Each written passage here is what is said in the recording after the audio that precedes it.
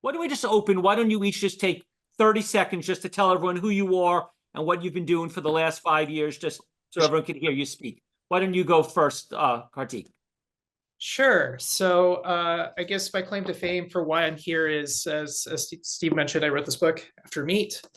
So I argue that animals are fundamentally inefficient as a technology for producing goods. And so for that reason alone, we'll eventually transition away from animal agriculture. And beyond writing the book, I've also worked in the plant-based food industry. So most recently, I was the head of data science Oh, hey AJ. Hi, I'm back. Okay. Nice to have you back. And Thanks. so at Climax Foods, where I was working on making next generation plant-based cheese. And now I work for another company helping bioprocesses make other future food. Great. Thank you. And Derek, do you want to give us a quick update? Be happy to. Thank you. So my wife and I live in Richmond, Virginia. I'm Derek Tresize. I am a two-time professional natural bodybuilder. So I'm a professional in two organizations. I've won, I believe, first place 5 times in bodybuilding competitions against omnivores. So it's not just vegan only competition. I own a gym here in Richmond, Virginia, which is a plant-based personal training studio, and I train clients. That's my 9 to 5, so to speak. And my wife and I have owned and operated veganmuscleandfitness.com, which is an online blog training website since 2009. Essentially, my claim to fame, to use Karthik's words, is I've been vegan since 2007, so better part of 20 years. I think it's 17 years. And while I was very fit, athletic, and everything before, I gained the majority of my muscle mass since becoming vegan, competed successfully as a bodybuilder as a vegan. Have authored a book on preparing for bodybuilding competitions as a vegan. And so that's basically what I've been up to. I've been training clients, learning more about research, learning more about nutrition, staying in shape, and, raising my family. Okay. And Chef AJ, you want to just give us a 30-second update on who you are and what you've been doing the last few years? Okay, been vegan almost 50 years, 47 to be exact.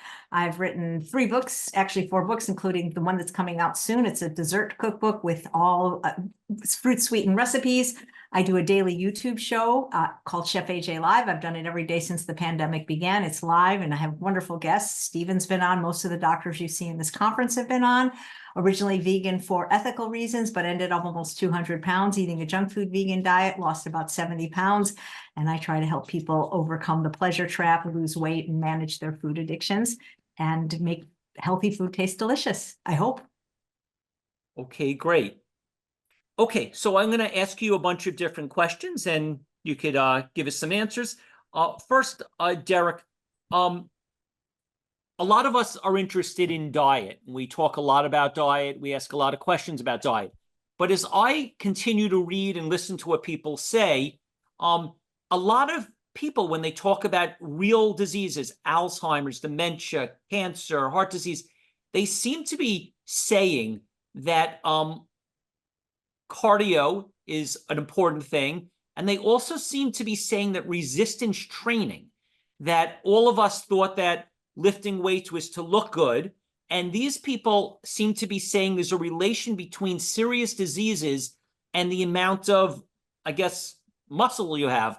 So can you clarify what is being said in terms of disease prevention, not physique, but just disease prevention? What type of benefits when it comes to disease prevention do you get from 1, cardio, 2, resistance training, meaning weightlifting or push-ups, and 3, let's also do stretching, because I know a lot of people have hip replacements and knee replacements. So for those of us who are not trying to look any particular way, but we do want to prevent against disease, what are the benefits of 1, stretching, 2, cardio, and 3, resistance training? So this is a great question, because it's for me at least, who's an admitted musclehead and muscle enthusiast. It's very much an emerging field. In the past 10, 15 years, there have been numerous studies that are starting to look at, as you said, what are the long-term health benefits of resistance training? Because we know it's good for muscle mass. We know it's good for strength. We know it's good for athletic performance. That's established. But people have just started asking, like, well, what else is it good for? And everywhere they look, it seems to have a whole host of benefits, sometimes outpacing cardiovascular exercise, which is established as phenomenal for your long-term health. There was one meta-analysis I read a couple of years ago that actually compared the two, and in terms of all-cause mortality reduction, and strength training beat out cardiovascular training a little bit. People who were strength training regularly but didn't do cardio did a little bit better than people who were doing cardio regularly but didn't strength train. And obviously, people who do both had by far the best advantage. But it just goes to show you the mortality risk reduction was on par with someone who doesn't smoke compared to someone who smokes half a pack a day. It was pretty phenomenal. It's all chronic diseases across the board. So there's cognitive benefits for things like Alzheimer's, dementia, Parkinson's. There's metabolic benefits. Those are huge. So talking about diabetes, obesity, cardiovascular benefits. One of the first lectures I gave actually at Vegan Summerfest up in Pennsylvania, this was before COVID, so I think it was 2019, was I just started seeing some studies talking about the cardiovascular disease risk benefits from strength training. And this was very new at the time. So I gave a lecture on that. And since then, it's every year there's more and more, and it seems to really positively affect all health systems. You also asked about flexibility. There are some well-established benefits of flexibility in terms of especially psychologically, are the ones I'm most familiar with. I haven't looked as closely at what flexibility training can do for chronic disease, but I've looked at it absolutely does reduce anxiety, reduce stress, lower cortisol levels. And I've seen some things suggesting that it reduces your cancer risk, which I find very interesting. But that could be even just lowering your stress levels is going to have some immune bolstering effects. I know your immune system is very important for reducing your risk of cancer. But I can't speak as well informed about stretching and flexibility as I can about resistance training. Thank you. Chef AJ, you're well known, or you have a very famous picture of you before and after, and you lost a significant amount of weight. So how much weight did you lose? When did you do it? And then the holy grail of all questions is what do you do that you've kept the weight off completely? What exactly is your diet and lifestyle, and would this work for everyone else? I think it would work for everyone that would actually do it. So I was obese from the age of 5. I was born in 1960. By 11, I weighed 160 at the height of 5 feet tall. And I pretty much maintained that weight throughout most of my life, getting up as high as the last time I remember really weighing myself was about 180. And I'm 5'5", by the way. And I had lost weight many times. Well, the first time through anorexia as a teenager, don't recommend that. The second time in my 30s with fen-phen, don't recommend that. There was no Ozempic back there. But finally, about 12 years ago, when I was 52 years old, I went to the True North Health Center, not to water fast, actually, and they explained to me basically the things that Dr. McDougall and Dr. Ornish and a lot of these people have been teaching, which is calorie density, which is, what I write about in my book, but basically following the principles in this chart. Dr. Barbara Rolls at Penn State has done so much research on this field. So even though as a vegan, I mean, how could I be so fat as a vegan? Well, because I was eating plants, but I was eating processed plants. And once I switched from a processed plant food diet that had lots of sugar and flour and oil to an unprocessed diet, which was full of fruits, vegetables, whole grains, and legumes, I could eat as much as I want whenever I wanted. And lose, now I'm probably 70 pounds down from my highest weight. And the thing is, Stephen, it's been I'm not trying to brag, but it's been really easy once I understood this. And once I understood food addiction, that foods like sugar, flour, alcohol, high fat plant foods for some people have this addictive like process. As long as I focus on unprocessed plant foods that are fairly low in calorie density, I can eat in unlimited amounts, and the food is delicious and nutritious, and it's been great because 52 years having an obese BMI, and the last 12 being able to just wear cute clothes and not have knee pain. It's just been wonderful. Great, thank you.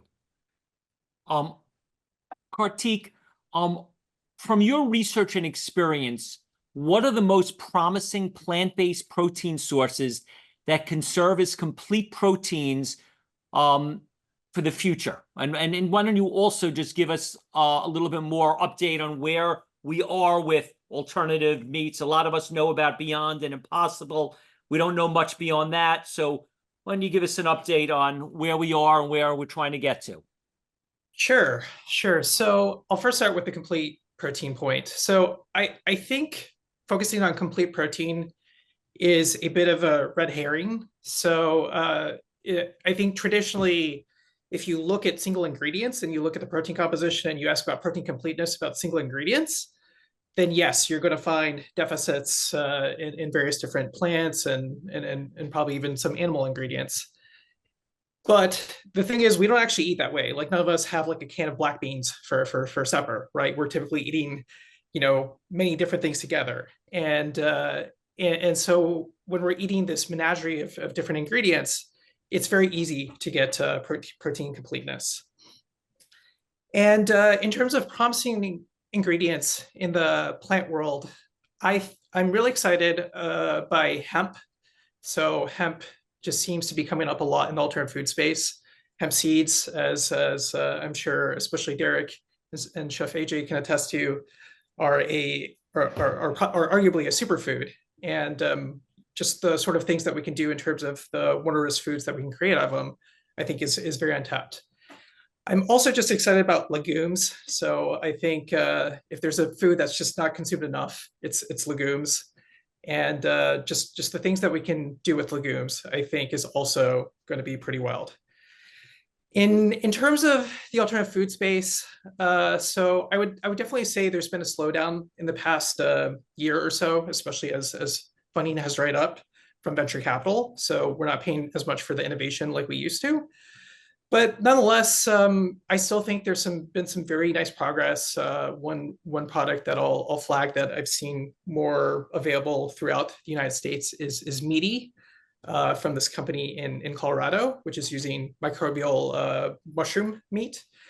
And I think this is exciting because it gets into territory of foods that don't exactly compare to something like meat. So meaty, it's protein rich, but it's also fiber rich, right? And so it's really unlike something like that we would eat in the world. And yes, I would recommend eating tofu. My wife and I eat tofu 3 or 4 times a week. Great.